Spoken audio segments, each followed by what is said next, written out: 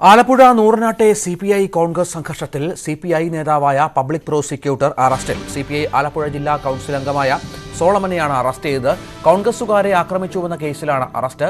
ശരണ്യ സ്നേഹജൻ ചേരുന്നു. ശരണ്യ, ഈ സിപിഐ നേതാവായ പബ്ലിക് പ്രോസിക്യൂട്ടറുടെ പങ്കാളിത്തം ഏത് തരത്തിലാണ് ഈ ആക്രമണ സംഭവത്തിൽ ഉണ്ടായിരുന്നത്?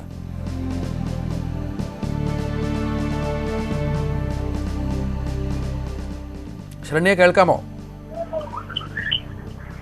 രഞ്ജിത്ത്, ഇന്ന് പുതുതായി രണ്ട് വിഭാഗങ്ങൾ, അതായത് സിപിഐയുടെയും ഒപ്പം തന്നെ കോൺഗ്രസിന്റെയും ഭാഗത്തു നിന്ന് ചാരമ്പോട് സംഘർഷവുമായി ബന്ധപ്പെട്ട അറസ്റ്റ് രേഖപ്പെടുത്തിയിട്ടുണ്ട്. ഇതിൽ പ്രധാനപ്പെട്ടത് ജില്ലാ പബ്ലിക് പ്രോസിക്യൂട്ടറായ സോളമാനെ അറസ്റ്റ് ചെയ്തു എന്നുള്ളതാണ്. അത് സിപിഐ ആലപ്പുഴ ജില്ലാ കൌൺസിൽ അംഗമാണ്. ഒപ്പം തന്നെ മാവേലിക്കര ജില്ലാ കോടതിയുടെ പബ്ലിക് പ്രോസിക്യൂട്ടറുമാണ്.